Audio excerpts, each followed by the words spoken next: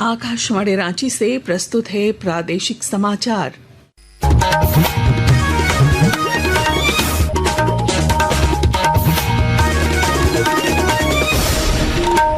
नमस्कार, प्रादेशिक समाचारों के साथ मैं पूनम करकट्टा।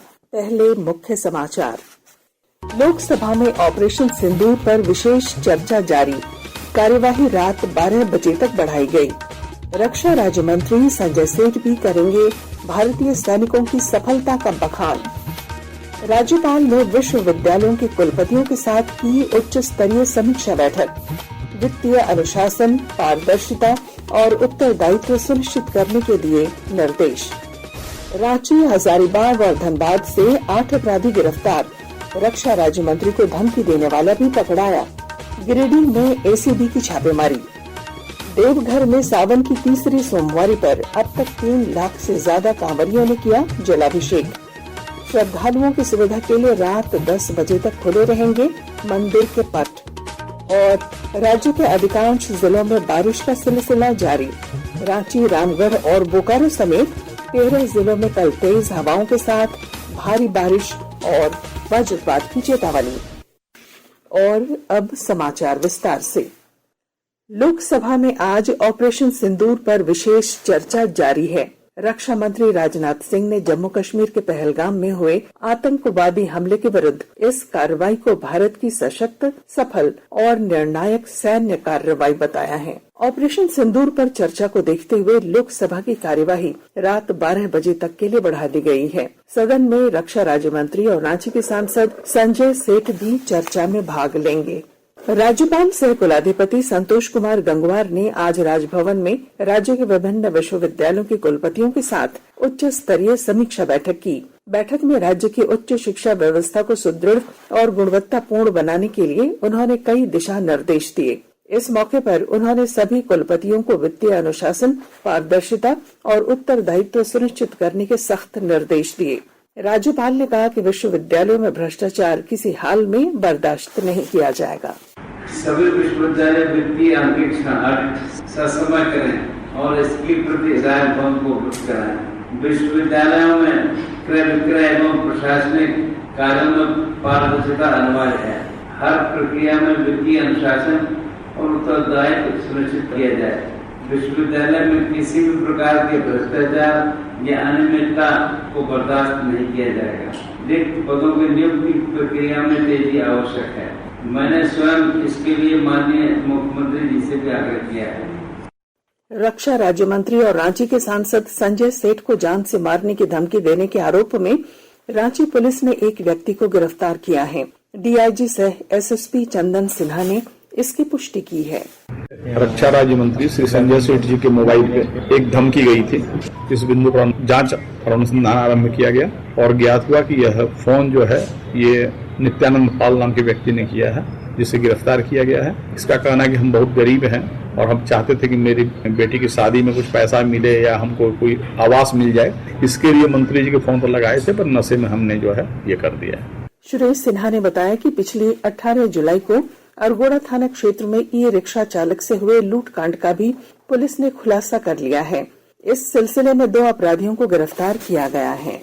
उधर हजारीबाग में पुलिस ने एक आपराधिक गिरोह के 4 अपराधियों को हथियार के साथ गिरफ्तार किया। अपराधी ठेकेदारों और व्यवसायियों से लेवी वसूलने की योजना बना रहे थे। धनबाद जिले में एक माइक्रो फाइनेंस कंपनी के फील्ड ऑफिसर द्वारा दर्ज कराए गए लूटकांड का भी पुलिस ने खुलासा कर लिया है। डीएसपी धीरेन्द्र नारायण बंका ने बताया कि खुद कर्मचारी ने ही साजिश रचकर 74,500 रुपए की रकम छिपाकर पुलिस में झूठी रिपोर्ट दर्ज कराई थी। मामले में कर्मचारी को गिरफ्तार कर लिया गया है। आकाशवाणी के ताजा तरीन समाचारों के लिए आप हमारी वेबसाइट newsonair.gov.in पर लॉग ऑन कर सकते हैं। ताजा समाचार X handle @AIR news alerts और Facebook page All India Radio news पर भी उपलब्ध है। आप प्रादेशिक समाचार एकांश के एक्स हैंडल @AIR news_रांची और Facebook page Akashvani news Ranchi, Instagram page तथा YouTube channel AIR news Ranchi पर भी हमारे बुलेटिन सुन सकते हैं। प्रादेशिक समाचार आप आकाशवाणी रांची से सुन रहे हैं। भ्रष्टाचार के मामले में एसीबी धनबाद की टीम ने आज गिरिडीह में एक बार फिर छापेमारी की है। शहर के पंजाबी मोहल्ला में रहने वाले पीरटांड प्रखंड कर्मी प्रदीप गोस्वामी के घर पर एसीबी की 10 सदस्यीय टीम आय से अधिक संपत्ति की जांच में जुटी हुई है। एसीबी धनबाद के डीएसपी विनोद महतो ने बताया कि प्रदीप गोस्वामी पर आय से अधिक संपत्ति होने की सूचना पर यह जांच की जा रही है। रांची सिविल कोर्ट ने सरेंडर के बाद जेल में बंद नक्सली कुंदन पाहन को पुलिस की टीम पर हमला करने के मामले में साक्ष्य के अभाव में बरी कर दिया है। सिविल कोर्ट के अपर न्यायायुक्त संजीव झा की अदालत में आज इस मामले में सुनवाई हुई। सावन की तीसरी सोमवारी पर आज करीब 4 लाख कांवरिया बाबाधाम पहुंचे हैं। वे कतारबद्ध होकर जलाभिषेक कर रहे हैं। हमारे संवाददाता ने बताया कि अब तक 3 लाख से ज्यादा श्रद्धालु बाबा का जलाभिषेक कर चुके हैं। सावन की तीसरी सोमवारी को लेकर जिला प्रशासन अलर्ट है। सुबह के 4 बजे से लगातार कांवरियों का जत्था जलाभिषेक करने के लिए बाबा नगरी पहुंच रहा है। शाम के 7 बजे तक करीब 3.25 लाख कांवरियों ने जलाभिषेक किया है। रात के 10 बजे गर्भगृह का पट बंद किया जाएगा। अगर कांवरियों की संख्या में लगातार इजाफा होते रहा तो जिला प्रशासन 1 घंटे इसकी अवधि बढ़ा सकती है और 11 बजे तक पट खुले रहेंगे और जलाभिषेक कराया जाएगा। आशीष कुमार अम्बस्ट, आकाशवाणी समाचार, देवघर।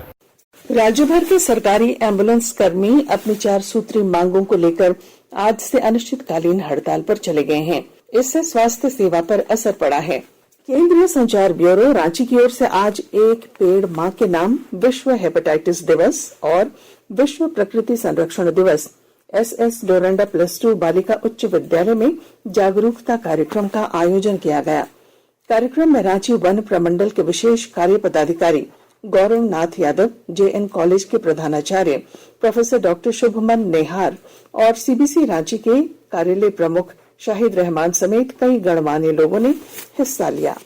तकनीकी कारणों की वजह से रांची के रास्ते चलने वाली ट्रेन संख्या 08611 संतरागाछी से अजमेर साप्ताहिक समर स्पेशल आज अपने निर्धारित प्रस्थान समय 7:55 से 4 घंटे 35 मिनट विलंब से यानी रात 12:30 बजे संतरागाछी स्टेशन से प्रस्थान करेगी। मौसम। राज्य के अधिकांश जिलों में बारिश का सिलसिला जारी है। मौसम विभाग ने कल रांची, रामगढ़ और बोकारो समेत उत्तर पूर्वी और उससे सटे मध्य भाग के 13 जिलों में भारी बारिश की चेतावनी जारी की है। मौसम विभाग के अनुसार कुछ जगहों पर 30 से 40 किलोमीटर की रफ्तार से तेज हवाएं चलेंगी और कुछ जगहों पर वज्रपात होने की आशंका है। लोगों को सावधान और सतर्क रहने की सलाह दी गई है। पश्चिमी सिंहभूम के उपायुक्त ने आज प्रथम राज्य स्तरीय लिटिल चैंप फुटबॉल प्रतियोगिता में जिले का प्रतिनिधित्व करने वाली बालिका टीम की खिलाड़ियों से भेंट की और उन्हें उज्जवल भविष्य की शुभकामनाएं दी। उपायुक्त ने सभी खिलाड़ियों से संवाद किया और उनके मनोबल को प्रोत्साहित किया। और अब अंत में मुख्य समाचार। लोकसभा में ऑपरेशन सिंदूर पर विशेष चर्चा जारी। कार्यवाही रात 12 बजे तक बढ़ाई गई। रक्षा राज्य मंत्री संजय सेठ भी करेंगे भारतीय सैनिकों की सफलता का बखान। राज्यपाल ने विश्वविद्यालयों के कुलपतियों के साथ की उच्च स्तरीय समीक्षा बैठक। वित्तीय अनुशासन, पारदर्शिता और उत्तरदायित्व सुनिश्चित करने के दिए निर्देश। रांची, हजारीबाग और धनबाद से 8 अपराधी गिरफ्तार। रक्षा राज्य मंत्री को धमकी देने वाला भी पकड़ाया। गिरिडीह में एसीबी की छापेमारी। देवघर में सावन की तीसरी सोमवारी पर अब तक 3 लाख से ज्यादा कांवरियों ने किया जलाभिषेक। श्रद्धालुओं की सुविधा के लिए रात 10 बजे तक खुले रहेंगे मंदिर के पट। और राज्य के अधिकांश जिलों में बारिश का सिलसिला जारी। रांची, रामगढ़ और बोकारो समेत 13 जिलों में कल तेज हवाओं के साथ भारी बारिश और वज्रपात की चेतावनी। और इसके साथ ही आकाशवाणी रांची से प्रादेशिक समाचार का ये बुलेटिन समाप्त हुआ। अगला प्रादेशिक समाचार बुलेटिन कल सवेरे 8:30 बजे प्रसारित किया जाएगा। नमस्कार।